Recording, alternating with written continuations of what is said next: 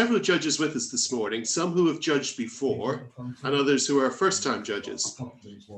So what we're going to do is we're going to have a little short presentation from each of our existing judges, as it were, the ones experienced in judging, because they'll know exactly what they're looking for.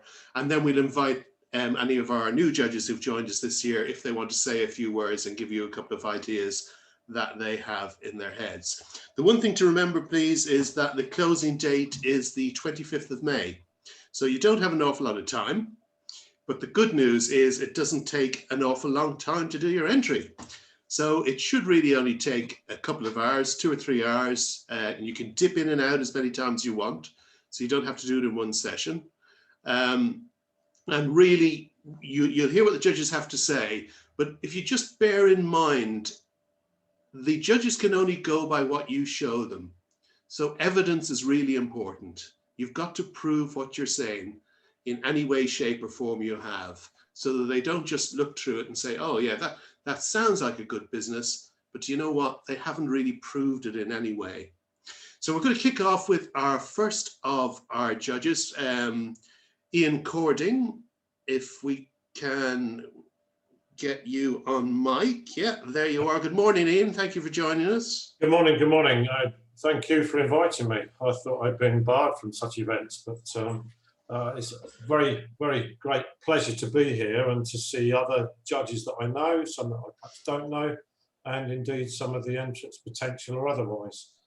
Can you tell us a little bit about what you do first, Ian, and then just so that we get a bit of an overview? So, I'm what they call a semi-retired super granddad. I'm past my mid-60s. I'm still a multiple business owner. I cannot leave it alone. I've been in self-employment for about 40 years now. I have various business interests as diverse as the field of bioresonance, where I'm now a qualified practitioner. I own shares in some very unusual Eastern Bloc countries by way of my investment portfolio. Historically, I was a qualified town planner and architectural consultant. Had a business practice which I owned and operated for some 34 years. Retired from that when I was 60 because I could, because of my other interests. I'm here today as a UK partner with a company called FM World UK. It's part of a worldwide operation in the world of direct selling and network marketing. And so I'm here as a judge and representing that business today. I've got about 40 years of self-employment behind me, and I've been judging business awards of one form or another. And Damien will no doubt prompt me on this, but certainly I think in excess of 22 years now. I think probably because of that broad base of experience and the fact that I always love a good party which follows these awards. So as a company and individual, we've won awards in the past, but in recent years have focused on being a sponsor as well as a judge, rather than actually entering the awards. So that, in a slightly large nutshell, is me. Great, Ian. So if you can fire ahead and tell us some of your top tips with all those years of experience, especially for people who haven't entered awards before. Okay, for those particularly who haven't entered previously, just be mindful of the judging panel is a very, very broad church. You've got old dogs like me who are a bit technophobic on occasions. You've got some young bucks in business. So you've got a very, very broad audience in terms of judges. And one of the things that I, being in the senior section, find a little bit disconcerting is trade or business speak and those acronyms. And you think, what does that mean? What's that about? So sometimes being really, really simple in the presentation appeals to a certain sector of judges. Some, their juices run when they see the numbers, the facts and the figures. But from my perspective, the the supplements you put in, the backing evidence and support that can be very easily, and I still retain the ability to block read. I can block read very well and train myself to do it at a very young age. You can collect an awful lot of information in a very short space of time. Now, bear in mind, there are people like me who've got the attention span of a pea, but a judge generally will have, depending on them and their time, will probably only spend around about 10 minutes or so, 10 to 15 minutes max, looking at any particular entry. So you've got to deliver in a very concise fashion what you are, what you're about, what's unique to you, but also very easy to reference supporting documents to support your claims, which we all believe are very, very honest, very, very transparent. But if you've got that background evidence that we can home in on very, very quickly, that's going to draw our eye. We're going to remember you. And bear in mind, some of these categories have a huge number of entrants. And at the end of it, there's only one entrant in each category that we give a wow factor. You know, you only need a couple of judges to give you that wow, and suddenly you will be head and shoulders above anybody else, any of your peers within that category. So concise, simple. If you can avoid over much business speak, mindful of the broad range of judges, but good quality, concise, clear, supporting evidence. That's me. That's brilliant, Ian. Thank you very much. I think what we do is, as we've got 3 judges with us who have judged before, so we go to them first. So, Jason, if you don't mind hopping on and telling us a bit of what you like to see in the applications. Sure thing. So, morning, everybody. So I work in 2 areas. So Queensbury Consulting, which I'm representing today. Queensbury Group is management consultancy and law firm, and for the large part, a lot of what we do is supporting SMEs. So working from strategic consultancy, growth planning, and sort of the commercial and legal side. And then the other role that I have is within recruitment. I'm a director in a recruitment business called Profile Resourcing, which actually is very close to the Queensbury Group in geographically as well as in how we work together. We actually share the same building, and one is above the other. And again, the model is for supporting growing smaller businesses with smaller budgets. So that's basically what we do, and doing a really flexible bespoke package for each organisation, because everybody's an individual and we don't all need the same thing. So it's not a one size fits all service. So in terms of the judging, I mean, I've been privileged to be with the SME Awards for a number of years now. And I would say that very similar to Ian, be aware of the audience, but also don't assume that we already know something about you, because the chances are we don't. So don't forget to include vital information about your beginnings. One of the things I really love is a story. I love narrative around how you even came to be in existence. That's quite a powerful message, and it sometimes supports the category that you're entering. For me to understand why you've even gone for that category and how you've come along in that journey, that's really important. So don't forget that opportunity. Where you can, as Ian's pointed out quite rightly, a lot of us have got very, very busy roles anyway, so we can't give hours and hours to each category and to each applicant. So where you can, keep it concise, but also utilize video. I love to see a video that summarizes some of the points that have been put in that narrative as well. So being able to watch a quick video, short, snappy, but gives me an insight, see the people, feel like I've been there, because obviously in the olden days you would have possibly gone on visits. I know with some of the awards I've been with in the past, years and years ago, we actually used to do site visits as well, but we can't do that now. But if you do have the opportunity to put a video together that just tells a little bit of the story and evidences some of the things you've said, that's really easy to digest and also very memorable. So I would suggest using that as well. And then in terms of the categories and being mindful of picking carefully, because you can enter more than one category, which is absolutely fine, but think where your strengths really lie. So have a really good think about where have you got the best chance of being a finalist and where have you got the best chance of actually winning. and then making sure that you've really thought through what evidence you're going to put through. That's what I want to get across, really. That's brilliant, Jason. Thank you. And Jason made a very, very good point there. You can enter up to 2 categories in the MK and Books Awards, and very often people actually win in the category they're not expecting to win in. So we always recommend go for the one that you think you should win, and then think outside the box and go for another one. And sometimes you can be very surprised. That's brilliant, Jason. Thank you very much. Matt, we're going to grab you next, please.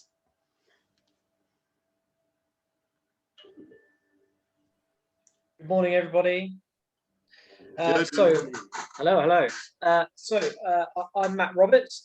I am representing today Capital Space. So I'm the business centre manager for the Milton Keynes Business Centre based in Linford Wood.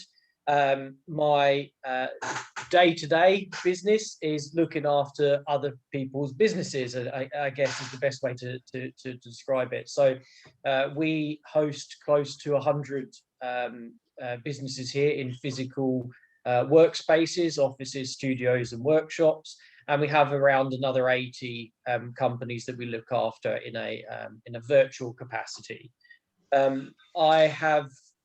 I think this is my 3rd year. Yeah, I think it's my 3rd year judging the MK and Bucks Awards, and my first year judging the Nationals, which is really exciting. Definitely what I tend to look out for, quite similar to Jason actually, is I like to see submissions where I can get a sense of the personality of the business and the people behind it. I like to see an entrant where I can see the passion for why somebody does what they do. And it's a really good way, I feel, to engage the judges. If you can put across your passion on paper, as it were, you can actually bring the judges quite quickly on a journey of where you started and how you've got to where you are. You know, tell us about some of the more difficult times and how you've overcome that to get where you are. You know, I think that's a really important thing, because nobody can pretend that going in and starting and running a business is all smooth the whole time. So actually, it's quite nice to know some of the stages of difficulty that you've had and actually how you've overcome that, because there's often quite a lot more merit in that actually than a smooth sailing, as it were. Again, like Jason was saying, I quite like entrance where I can see some video. I like the YouTube links that come through. The whole picture says 1,000 words is actually quite true when you're looking at trying to understand how a business runs. A video is often even better. But as Ian said, have as well concise supporting evidence. Make sure that you back up the statements that you make. That's really important. And also try to consider that you have got judges not only from different age ranges, but from varying different industries as well. You know, everything that I do here is completely different to Ian. Ian's been judging awards for 22 years, and sorry to rub it in, but I was probably still at school at that time. So there's certain aspects probably that I look for that are different to what Ian and Jason look for, but actually we're still judging on the same criteria. We come through slightly different areas of experience or different interests, but actually we're still utilizing and having to judge on the same criteria. So it's quite interesting to see the results. But definitely, so supporting evidence, bring us along on the journey, and engaging attachments. So videos, perhaps some customer, some of your customer statements as well is quite good. Recommendations, those sorts of things, so we can see actually what your customers think of you, not just what you think of you. And I think that's you know, quite a key element for me as well. But you know, I'm sure the other judges will say we see a huge variety of different standards of entrance for the same category. Some you can tell instantly how much effort has been put in versus others. All I would say is take your time, be as concise as you possibly can, be as detailed as you can, but make it engaging. Don't droll on punchy information, make it look great, make it look good. Those are the sorts of things definitely that catch my eye. That's brilliant, Matt. Thank you. And as Matt alluded to there, things like testimonials are really, really important. That's where your evidence base can come from. And because each of the questions just has a particular word count, it's often a good idea just to put your testimonials in an attachment. Yeah. And that way you can put as much information as you want. But as both Ian, and Jason said, please don't bore the hell out of them. Do it bullet points, make it easy to read and easy to understand. Brilliant, Matt. Thank you very much. We have a couple of other judges with us, but we know that not everyone wants to speak. So what I'm just going to do is invite any other judge that wants to say anything. If you just give us a little wave, Emily will turn your mic off and bring you on spot. And after that, we'll go to a few Q&As. So any of the other judges like to introduce themselves or say anything, please? There you go, Mario, lovely. Let's pop down to Mario. You know, you can't stop me talking. Sorry, I was late as well, so apologies. So first of all, everything everyone said, I'm sure is spot on. I can hear what they said. So I'm the founder of Oyster, and we play heavily in these, let's say, the digital telecare, social care space. Okay, and it's been a 10-year, 12-year journey. So it's been a long journey, but I've probably gone through or going through lots of the things all of you have gone through, and you know, you've learned as you've gone along. So for me, it's make it exactly what they've said, simple and clear. One of my big mistakes when I started, and even sometimes now, I get so excited. We do lots of things at Oyster, and I start to ramble on. And it's one of my biggest failings, is that I have to stop and learn to focus in on the good stuff that people want to hear, but make it very simple. So that's really key, like the guy said. I'm also dyslexic. So as you were saying about, if you write lots of stuff, I personally, everyone in the office knows it here, I won't read it. Not because I don't want to, but I find it very difficult. So short, sweet and punchy, as everybody was saying. And I love videos or narrative. It makes things much easier. And I think, as Damien said, if you've got some client testimonials, case studies, get those people speaking, and that's the real message. I like to understand the market opportunity. So I want to know, is it what is that opportunity? Is it a local, UK-wide, global? You know, I'm very big into that, and I'm also very big into what are the benefits, whatever it is you're doing. What are the real benefits? Because we saw a gap in the market, and we went after that gap, and it's starting to pay off now that the world was going from an analog to the digital world.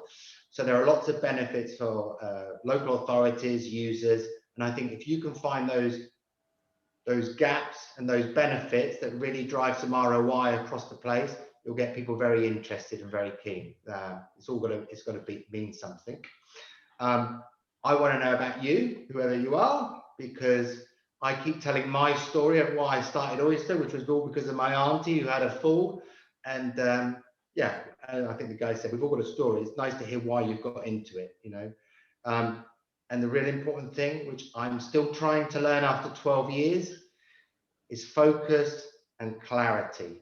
And know what it is you're going after, and go after that. And don't be distracted, which sometimes I have been as a business. But the one thing is, you know, do what you do, but do it really well. And I'm also obsessed with customer service. Okay, I'm obsessed with it. So anything you can say how whatever you're doing is also backed up from a support service side of things, I think is really important, because everybody forgets that at the end of the day, you need to have a real service in place, whether that be a business or to consumers. And you need to really, the world's changed again. We've gone from one side and we're going back into service now. And I think if you can focus really on how you support those clients and make their lives easier, That's what we've done with a lot of our local authorities, social care teams. Take the stress away from them and do it for them, so their jobs become easier. You're on a winner. So those are my key points. Yeah. That's great, Mario. Thanks. Lots of top tips in there, people. One thing that hasn't been mentioned yet, just to add to that, is if you get an opportunity, try and get somebody else to have a look over your application before you send it in. Lots of people get quite uptight with spelling mistakes, mistakes in grammar. Look at it like your marketing material. If you were putting a brochure or something together, or indeed a website, you'd always make sure it was correct. So please do that with your application as well. It's a one sure way of dropping to the bottom of people's scoring if you don't take it seriously and respect the judges. Really brilliant. Thank you very much, Mario. I think Lakeisha, did you want to have a word as well? Hi, yes, thank you. So this is quite a unique one because last year I was doing the applications myself, so we won 2 awards, but today I'm coming with the hat of Milton Keynes Council. I work within their economic recovery deal, which is basically a fund from central government that has about 2.5 million that has been specifically accredited to Milton Keynes businesses. So that's one of the things that we're working on. One of the heavy focuses for us in 2019 was a sustainability strategy, and we really want to make sure that we profile green economy and green businesses within Milton Keynes and substantially celebrate all the great work that's happening here. MK is known for a lot of their STEM initiatives, and I think that's really important for us to focus on as a council and a local authority. So it is going to be sort of a team effort with this. I don't think I'm going to be the one specifically judging. I think all of us are going to be, but from the sort of camaraderie of what I've heard from our team so far, it would be really interesting to have a special note on social media and the I guess the sort of achievements that you've had so far within your company, the different updates that you do. So whether it's on Twitter or LinkedIn or Facebook, do have a heavy focus on that, because ultimately when the customer is looking to be a part of your sales experience, they are going to be looking online. That's the first place they're going to see, and I think it's important for you to put a good face there. Also, we just have a really big interest in sort of the carbon neutral initiatives within Milton Keynes as well. We have a green economy fund, which is specifically 500,000 that we are looking to fund local businesses with their green initiatives and programs that they're running. So we will be on the lookout for that, even within these categories. So if you let us know all the different initiatives that you're taking to make your company more green, and also the community outreach initiatives that you might be looking into. So yeah, the green economy is our main focus for this year's round, and we're really excited to see all the applications that come in really soon. So thank you guys. That's brilliant. Thank you very much. Was there anyone else that wanted to have a quick word or give a top tip or two? No, okay. Was there any questions from anyone? And don't worry if you don't have them now, because you can always drop an email to one of the team and they'll very quickly reply. And because one of the main ones, funny enough, when we talk to people, when real events get going again, is they often say, I'm not sure what category to enter. And actually, if you speak to any of the team, after 5 or 10 minutes, you're just explaining what you do and how you do it and where you do it, we can give you a really good idea of the categories that are probably best to enter. So don't sit there wondering about it. Don't be afraid to pick up the phone. Lots of people do, and ask any questions that you might have. Okay, that's nicely timed. I can see we're actually coming up to 11:30. Thank you all very, very much for joining us. And thank you again to all our sponsors that have appeared. When you're entering the awards, do take a look at the sponsors page, because as you'll see, an awful lot of them can help you in your everyday work anyway.